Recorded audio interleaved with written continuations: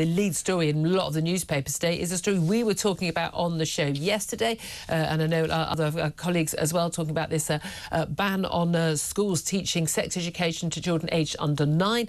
And we're talking about, I mean, genuinely, people, we're talking about people being, kids being told about oral sex and things like that.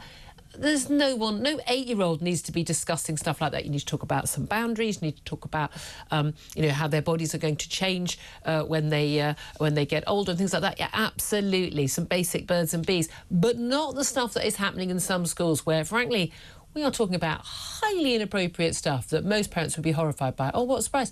Schools don't tell parents that's what they're doing. But also, crucially for me, no longer teaching gender ideology. That is the key thing, where children are told, well, there are 72 different genders.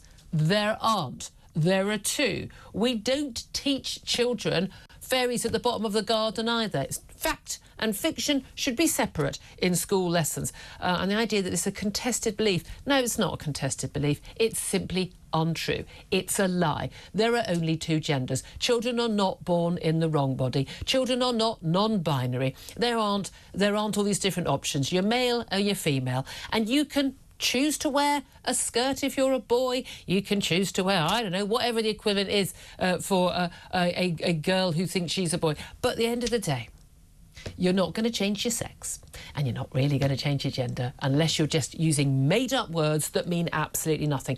And telling children that they can is dangerous. Telling children they're born in the wrong body and that actually if they take a load of hormones, they change their bodies, stop their bodies developing by taking those drugs, or indeed cut off their breasts, or indeed their sexual organs later on, that's good for them. I'm sorry, you're just a child abuser. You're not a teacher. You have been completely taken in by the ideologists, and you have no business teaching in our schools. Genuinely, if you think there are 72 genders, you're stupid or you're a liar.